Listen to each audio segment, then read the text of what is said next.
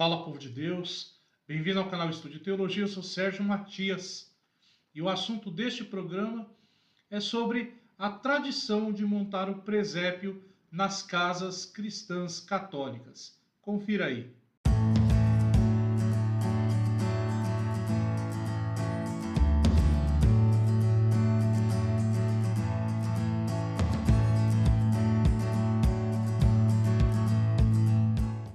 Com certeza, um dos grandes símbolos do Natal nas famílias católicas é a montagem da árvore de Natal e a montagem do presépio.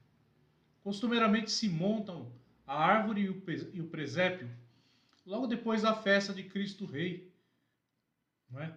Nos primeiros dias ali do mês de dezembro, quando se inicia o Advento. E costuma-se desmontar por volta do dia 6 de janeiro na festa dos Reis Magos. Isso é uma tradição muito antiga que já tem mais de 800 anos. Uma tradição iniciada por São Francisco de Assis, lá no século XIII, né? Quando São Francisco, por inspiração, cria ali a cena do nascimento de Jesus através do presépio. Mas a tradição ela não para só aí. No dia 1º de dezembro de 2019, no primeiro domingo do Advento do ano 2019, o Papa Francisco apresentou a todo mundo a carta apostólica Admirabile Signum, sinal admirável, nos dizendo sobre o significado e o valor do presépio. Veja, nesta carta apostólica, o Papa Francisco diz que ele escreve porque ele quer apoiar a tradição bonita, linda das famílias cristãs que preparam o presépio nos dias em que se antecede o Natal. O costume que o Papa Francisco deseja descobrir e revitalizar. O Papa Francisco diz que o presépio é um convite a tocar a pobreza com que o Filho de Deus escolheu para si mesmo. Torna-se um apelo para seguirmos pelo caminho da humildade, do caminho da pobreza, do despojamento, que parte da manjedoura lá de Belém e leva até a cruz do Calvário, um caminho para ser vivido na vida e no serviço aos irmãos mais necessitados. Ainda na carta apostólica, nós percebemos as figuras e os vários sinais do presépio para aprendermos o significado. Quando então o Papa Francisco nos escreve dizendo que do céu estrelado na escuridão e no silêncio da noite, precisamente na noite que por vezes envolve a nossa vida, nós percebemos que Deus não nos deixa sozinhos, mas a sua proximidade traz luz onde há escuridão. E as paisagens do presépio também são um sinal referido pelo Papa Francisco, em particular as ruínas das casas e palácios antigos, que se tornam habitação da Sagrada Família em algumas representações. Veja, esses cenários demonstram que Jesus é a novidade no meio do mundo velho, ao qual veio para curar a nossa vida e este mundo. Como eu disse no início, o presépio é uma invenção, não é? É uma inspiração, eu uso dizer, de São Francisco de Assis no século XIII. Tomás de Celano, que era um frade franciscano, um escritor, um grande poeta, ele escreve o seguinte a respeito de São Francisco. Diz ele que São Francisco tinha o desejo profundo de viver o evangelho de maneira perfeita e que, estando em peregrinação 15 dias antes do Natal, ele resolveu reproduzir, na forma de uma cena montada, o local onde Jesus havia nascido. Então, São Francisco dirigiu-se a um homem, chamado João, lá no vilarejo de Grécio, e pediu que o ajudasse. E ele diz, então, São Francisco diz a João, se você quiser que nós celebremos o Natal de Grécio, é bom começar a preparar de forma minuciosa, desde já, o que eu vou te instruir. Não é? Aí São Francisco continua dizendo, eu quero lembrar o menino Jesus, aquele que nasceu em Belém. Não é? Quero lembrar dos apertos que ele passou, como ele foi posto num presépio, e ver com os próprios olhos como ficou em cima da palha entre o boi e o burro. Né? Isso são palavras de São Francisco a João, lá no vilarejo de Grécia. Né? Então, no Natal de 1226, São Francisco convidou os frades, né, e todo o povo daquele vilarejo para celebrar o Natal numa gruta toda decorada. Mas veja, a simplicidade do cenário ajudava a ver a pobreza e a humildade com a qual Deus veio ao nosso encontro. Nesse primeiro presépio não havia o status, havia apenas ali a comunidade do vilarejo ali, a comunidade de cristãos que recordava a simplicidade do Natal do Senhor. Aos poucos, cada família daquele lugar tomou o hábito de acrescentar elementos citados no Evangelho. Não é? Acrescentaram Maria, José e o menino, as estrelas, os pastores, enfim, o cenário foi, com o passar do tempo, ficando mais incrementado. E qual era o objetivo de São Francisco com isso? Era catequizar através daquela cena, através daquela representação. O presépio em si, né, contém todos os elementos básicos da catequese cristã. E é possível evangelizar. Perceba a grandeza do presépio. Evangelizar principalmente as crianças em casa, as crianças que nós convidamos, né, através daquela cena muito simples e pequena. Nós seguimos, né, na montagem do presépio a narração do nascimento de Jesus conforme o evangelista São Lucas e também o evangelista São Mateus. Porque aí nós encontramos os elementos para traçar um perfil de evangelização nesse período do Advento. Nós temos a representação, não é, da gruta, não é, representando Belém.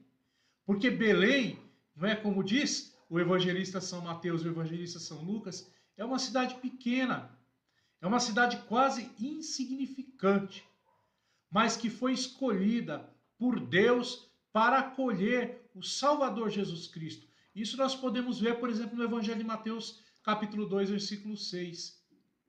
1000 anos antes do Senhor Jesus, nasceu nessa mesma cidade o rei Davi.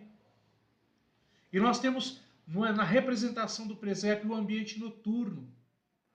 Ora, a noite é algo muito significativa na história da salvação humana. Foi numa noite que Deus libertou o povo do Egito. Leia depois livro do Êxodo, capítulo 12, versículo 12. Foi também numa noite que Cristo viveu sua agonia e logo depois ressuscitou. Veja, nessa noite, a luz do mundo rompe a escuridão e vem habitar no meio de nós. É isso que nos diz o profeta Isaías no capítulo 9, versículo 2. O pecado nos faz andar na escuridão, mas com o nascimento de Cristo, sua morte e ressurreição, e o aceitando, eu então começo a andar na luz.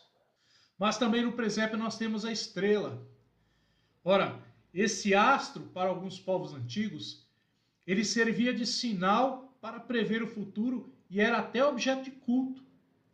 Agora, não é, para os reis magos, ele aponta um acontecimento extraordinário, o nascimento de um rei. É isso que nos narra o evangelista Mateus no capítulo 2, versículos de 1 a 2.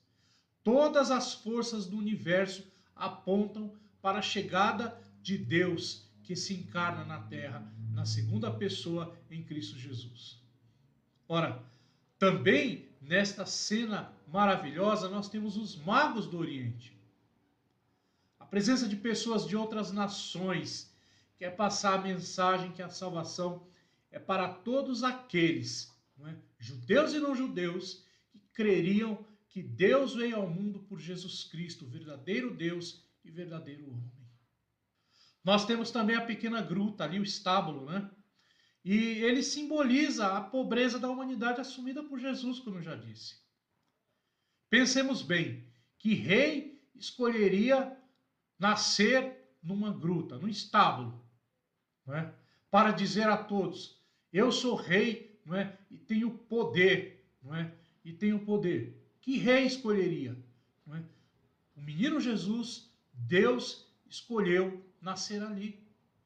Um sinal grande, não é, da humildade e da pobreza, não é, com que Cristo se manifesta, não é, aos povos. Não é verdade? Pequeno, humilde e pobre. Não é? E ele é colocado numa manjedoura. Seu primeiro lugar de repouso nem era destinado para isso. Não tinha essa finalidade. Não é? A manjedoura servia para colocar o feno que alimentava os animais.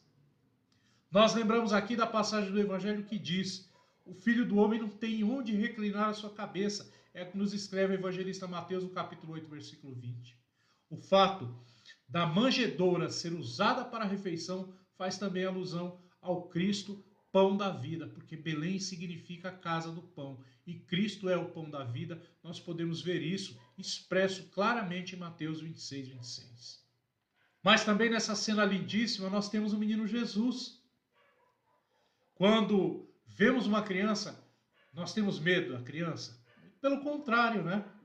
Ora, o Criador do universo veio até nós como uma criança para dizer: não tenham medo, eu quero estar nos braços de vocês. Irmãos, a salvação está próxima. Deus se deixa encontrar e tocar, como nós fazemos quando temos um bebê próximo a nós. Queremos tocar, queremos ver, queremos tê-lo em nosso colo. Não é? É exatamente essa mensagem que o pequeno menino Jesus nos traz, não é? Na figura, na representação do presépio. Mas lá também nós temos Maria. A Virgem concebeu e deu à luz ao menino e o nome dele é Emanuel. É o que nos diz o profeta Isaías do capítulo 7, versículo 14. A mulher, não é, cuja descendência esmagaria a cabeça da serpente. Não é? É ela que nos aponta o caminho da salvação. O menino está ali nos seus braços. Não é? Mas nós também temos, além de Maria, José. Não é? O profeta Isaías diz, no capítulo 11, versículo 1, que nasceria um rebento da árvore de Jessé. Não é? É um descendente de Davi, e José é este descendente. Não é? O último patriarca do Antigo Testamento é Davi. O homem fiel que simboliza o povo que fielmente espera a promessa de Deus para o seu povo. Esta é a figura de José. Mas também nós temos os animais que estão dispostos naquela cena. Veja, o boi, que ali está representado, era um dos animais usados do sacrifício de expiação dos pecados. Temos também ali o cordeiro, a ovelha. Podemos lembrar de que como Jesus assumiu sobre si os nossos pecados para nos dar a vida. Ele é o Cordeiro de Deus que tira o pecado do mundo. Ele é o objeto de expiação. Não é? Ele é o sacrifício agradável a Deus para nos recobrar a vida e a vida eterna. E, por fim, nessa cena lindíssima do nascimento de Cristo Jesus, nós temos os anjos e os pastores. Os anjos, não é, são mensageiros de Deus e, por ocasião de tão grandioso evento para todo o mundo, são enviados por Deus para anunciar aos pobres a vinda do seu Filho unigênito e querido. Os pastores, por sua vez, tinham o ofício que os tornavam impuros, ficavam de lado. Não é? Um ditado popular rabínico dizia: nenhuma classe no mundo é tão desprezível quanto a classe dos pastores. Quanta coisa está em volta. Os anjos de Deus anunciam aos pastores a chegada do Salvador, do Emanuel. E como os pastores, eu e você, somos desprezíveis, não é? Porque somos inclinados ao pecado. Mas deixa eu dizer uma coisa, como presépio também Deus diz a mim e a você, não é? Como anunciou aos pastores, não é? Um menino nos foi dado, o príncipe da paz está no nosso meio, o conselheiro admirável, o Deus que salva, Jesus Cristo, está presente no nosso meio. E a isso nós temos que dar graças.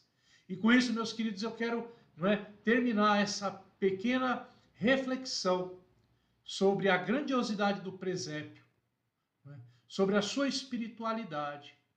Se por um lado outros cristãos, separados, protestantes, dizem que nós construímos o presépio porque adoramos imagem, eu digo a você não, nós construímos o presépio, na forma de pequenas estátuas, na forma de pequenos adornos, assim como as Sagradas Escrituras, a letra está ali para nos instruir, o presépio, a cena do nascimento de Cristo Jesus, está diante dos nossos olhos para nos relembrar e para dizer àqueles que não sabem ler, Jesus Cristo se encarnou verdadeiramente no seio da Virgem Maria, se fez homem para a nossa salvação, morreu no madeiro da cruz, mas ressuscitou ao terceiro dia. Amém? Se você gostou deste vídeo, deixe o seu like.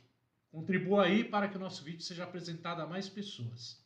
E se você ainda não é inscrito no nosso canal, se inscreva, ative as notificações para receber o aviso todas as vezes que nós postarmos material novo em nosso canal. Tá certo? Deus te abençoe e que o menino Jesus brilhe diante dos seus olhos. Amém? Até mais, em nome de Jesus.